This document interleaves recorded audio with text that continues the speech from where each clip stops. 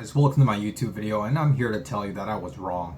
I was dead wrong. And I'm happy that I was wrong because in my last video, I was telling you guys how I made $25,000 invested in my net worth. But it turns out I completely forgot about this profit sharing that my company actually deposited into my retirement account. It was $4,473. My gosh, I completely forgot about this number. It just flew under the radar. So now I want to give you guys an update. So in my last video, I told you that my Fidelity, my bank account, my crypto, everything totaled to $25,610.07.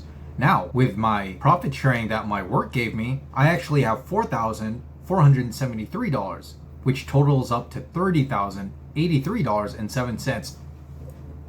We did it. We freaking did it, guys. We met another goal. I completely forgot about this. So I'm excited, and I'm even more excited about this fact. So previously, with the $25,000 net worth invested, I was telling you guys I was putting $100 into the stock market every day, and I was pretty much projected, assuming I'm getting a 10% return on my VOO, the Vanguard one, I was gonna reach $50,000 by March. But actually, according to this chart here, now that I'm including this profit sharing that my work gave me, it turns out that I'm actually gonna reach it in January. So there is a strong possibility, if I can go even more aggressive than I'm going right now, that I can actually reach my goal of reaching 50K by the end of this year.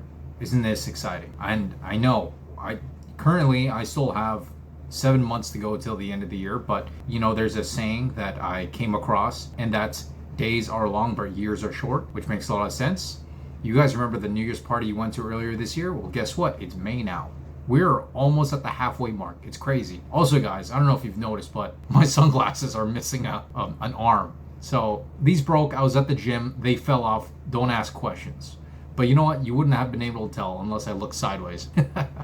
I look like RoboCop. Maybe not. Maybe RoboCop with long hair. But guys, this is good. This is a good booster and motivation. It's showing me that, hey, you're not even that far away from the halfway line. So why slow down now? I'm getting extremely motivated every ounce. I'm even getting to the point where I'm calculating my pay stubs and my monthly expenses, and then I'm calculating how much I can even have for, let's say, for the weekend, how much I have to spend on groceries. I did all the calculations, and this weekend and every weekend I can basically have $103 to spend on my outings, going out with friends, going on dates, just having fun, which I think is reasonable. I think you can get like 2.5 dinners with that. You can watch a movie, get a dinner, lunch, ice cream. There's a lot of things you can do with $100 on a weekend, and I want to limit to that just so I can allocate more of my resources to my investing. Guys, it's very important that you start budgeting. Everyone I knew throughout my whole life, okay, and I've been working for a very long time. Yes, I'm not even 30 years old now, but I've been working many years, and I've noticed one common denominator when it came to people who are financially not doing well, and it's that they weren't keeping track of their expenses. They weren't budgeting. Okay, I know people who can't afford trips and are $0 in their bank account, but then they swipe it on their credit card. They don't have a concept of what a budget is. And you know, when I do talk to them about it, they get offended. They get very defensive. There's nothing you can do about it. So I'm telling you guys, and you guys probably clicked on this video because, hey, if this Joe Schmo can reach 30K, I probably could too. Yes, you could, because you have an open mind. Most people, they're defensive. You can't help them unless they want to be helped. So I'm letting you guys know, I work a regular job like you guys. You know, I don't have a degree. I have a regular high school diploma, but I have certifications. And I'm telling you that what it really is at the end of the day, you just have to be very disciplined when it comes to your money. Okay? Once money comes to your life, how do you handle it? That tells you who you are maturely and financially. Okay, some people, they look at their paycheck and they think it's a target to spend. You know, let's say you get, I don't know, $2,000 as a paycheck, and you're thinking, wow, how can I spend $1,000 each? That's just a ridiculous mentality. You guys got to go through every expense you have: your grocery, your gas, your insurance, everything. It's going to change your life. You don't want to be living like at the end of your 2-week. You don't want to get paid and then you enjoy your first week, and then by the time the second week comes, you don't even have any money left to buy groceries, to put gas in your car. I'm telling you, I know a lot of people like that, and it's extremely stressful. By the way, guys, you guys like the shirt? I got it from Costco. It was $23, which I think is pretty good, considering it's a Hawaiian shirt, and Hawaiian shirts can actually get expensive. But I'm here in Southern California, and that was a good price. It looks good. Always look for deals, guys. You guys want to save even more money? Get some broken glasses. They're a lot cheaper than getting ones with that are fully functional. I'm just kidding. Also, something important if you really want to push yourself financially, start telling people your goals. Okay, like if you want to start saving $100 a week, just start telling your friends, start telling your family. And what this does, it creates pressure on yourself to actually do it. I mean, you don't want to look dumb, right? That's one of the reasons why I'm making YouTube videos, to help remind me and create pressure on myself. You know what? You gotta keep doing this. You gotta keep putting $100 into the market every day. You gotta keep saving your money. And you know, by the deadline I have for myself, I should have set amount, right? It's a mathematical game and a patience game, and it creates discipline for yourself. And for all my young viewers, this is a very good video that you clicked on, because I wish I knew this at a younger age. I'm fortunate that I'm doing this in my 20s. I know people in their 30s haven't even started yet, and they're way behind, you know. And I know people who are retirement age who don't have a retirement. So consider yourself lucky if you're extremely young. I would be in a different place right now had I known this information. But you know, this information, in my opinion, is kind of rare to find. At least when I was growing up, it's almost like it's hidden. And you know, perhaps it could be because of the friends I was with at the time. A lot of them weren't maturing. They're still playing video games. You know, they're still going to Disneyland and stuff, just acting like complete kids. You know, and I didn't learn this information unless it was from my multi-million-dollar friends. These guys are super rich. They know what they're doing. So consider yourself lucky. And if you're young, start right now. Just start putting away money. Okay, my biggest advice to you, just open up a brokerage account or a retirement account, especially retirement accounts.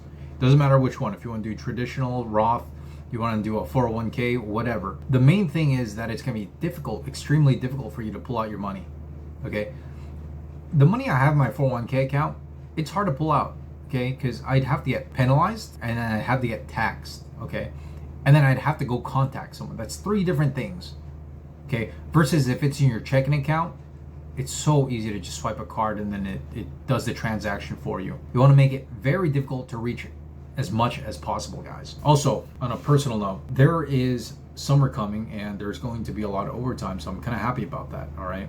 The 5% that they're taking away from my bi-weekly check, it's going to be increasing and contributing to my 401k. So we're going to start seeing those numbers go up, and my net profit from my bi-weekly checks are going to be increased.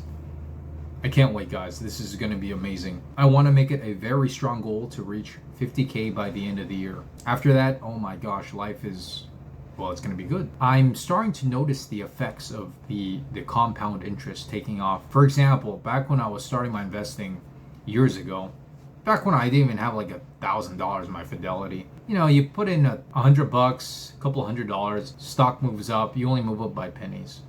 Okay, as time went by, I put in a couple thousand, and then you start to see the portfolio changes by the dollar. Okay, then it goes on to the tens. And then on really good days, you start to notice, what the heck?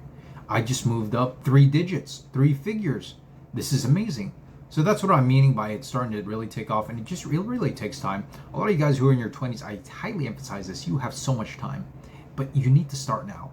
Okay, I wish I started in my young 20s. I started this in my latter 20s. And for those of you in your 30s, it's not too late. 40s, it's not too late. But in my opinion, you're going to have to go a bit more aggressive with the saving in order to catch up with all the time you lost. So guys, I want you guys, after this video, just write a number down, okay, that you want to reach. And then I want you to calculate whatever monthly income you're getting and kind of have a deadline for yourself when you think you're going to reach that goal. Write how much money you're going to put aside, and then you'll see how much time it takes.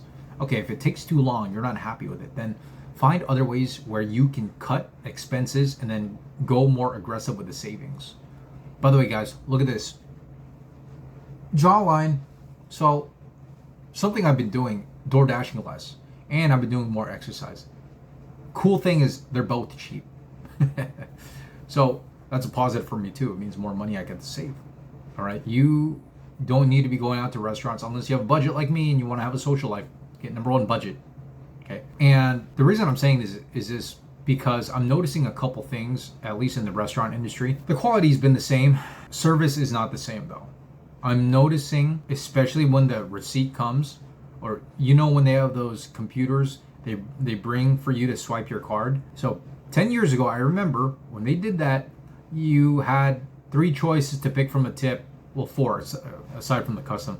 But the three main choices were 10%, 15, or 18%. Okay, but now restaurants are starting to set it at, from what I saw, 23, 25, and 28. Ridiculous. So they're getting a bit greedy now. Okay, and I'm noticing even if you don't want to tip those numbers and you want to go below, you can see it in the attitude of the server's face.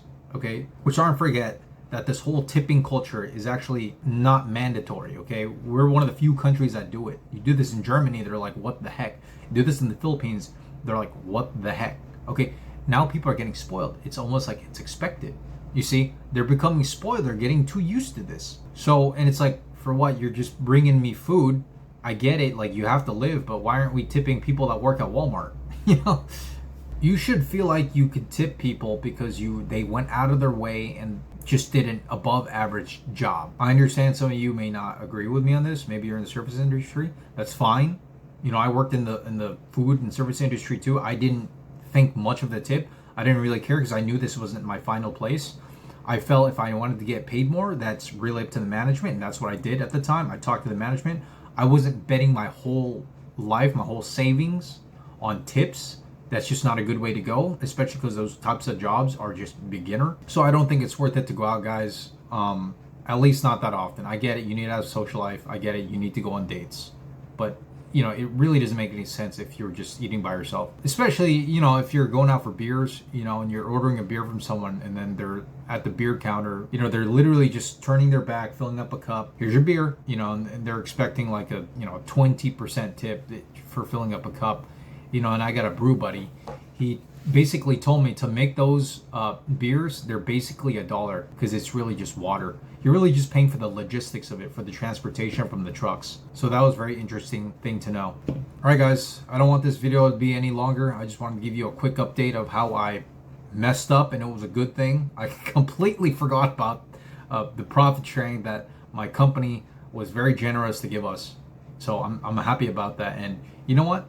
I'm suspecting by the end of the year, we're going to get another bonus. We're going to get a few G's. And you know what? That's just going to accelerate the process. I have a suspicion. No, I know by the time I reach that number, it's going to start compounding even more, even faster than it is right now. And I can't wait, guys.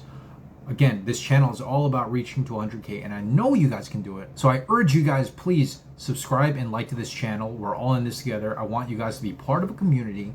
Okay, I want you to listen to content like this where you're constantly motivated to reach 100K, to save your money, to make more money. Okay, guys, let's do this.